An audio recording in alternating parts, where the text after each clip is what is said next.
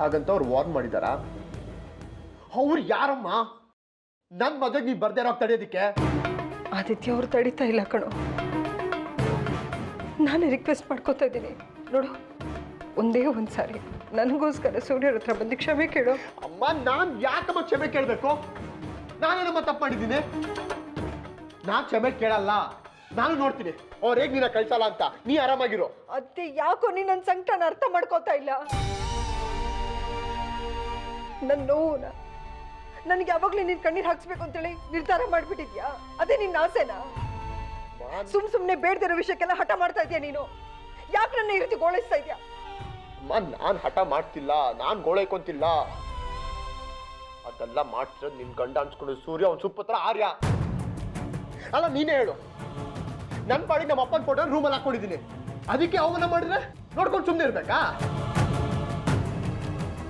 ಅದೇ ಕೆಲಸ ನಾನು ಸೂರ್ಯವ್ರಿಗೆ ಮಾಡಿದ್ದಿದ್ರೆ ನೋಡಿದ್ಯಾ? ನಾನು ಬರೀ ಸೂರ್ಯವ್ರಿಗೆ ಮಾಡಿದ್ದಿದ್ರೆ ಅಂದ್ರೆ ನಿಂಗೆ ಎಷ್ಟು ಕೋಪ ಬರ್ತಿದೆ. ಅಂದ್ಮೇಲೆ ನಮ್ಮ ತಂದೆ ಫೋಟೋಗೆ ಮಸಿ ಹತ್ತಾಗ ನನಗೆ ಇನ್ನಷ್ಟು ಕೋಪ ಬಂದಿರಬೇಡ. ಅವ್ರು ಮಾಡಿರೋ ತಪ್ಪಿಗೆ ನಾ ಶಿಕ್ಷೆ ಕೊಟ್ಟೇ ಕೊಡ್ತೀನಿ. ಆದ್ರೆ ಇದೇ ಕಾರಣ ನಮ್ಮ ಮುಂದೆ ಇಟ್ಕೊಂಡು ನನ್ನ ಮದ್ವೆಗೆ ಬರಲ್ಲ ಅಂತ ಬ್ಲ್ಯಾಕ್ ಮೇಲ್ ಮಾಡಿದ್ರೆ ಈ ಮದ್ವೆನ ಕ್ಯಾನ್ಸಲ್ ಮಾಡ್ಬಿಡು. ಇದೇ ನಿನ್ ಕೊನೆ ನಿರ್ಧಾರನ? ಹೌದು, ಬದಲಾಯಿಸೋ ಮಾತೇ ಇಲ್ಲ. ಸರಿ,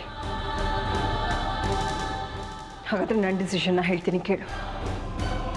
ನಿನ್ನ ಹಠನ ಮುಂದುವರ್ಸ್ಕೊಂಡು ಸೂರ್ಯ ಅವ್ರ ಹತ್ರ ನೀನು ಕ್ಷಮೆ ಕೇಳದೆ ಹೋದ್ರೆ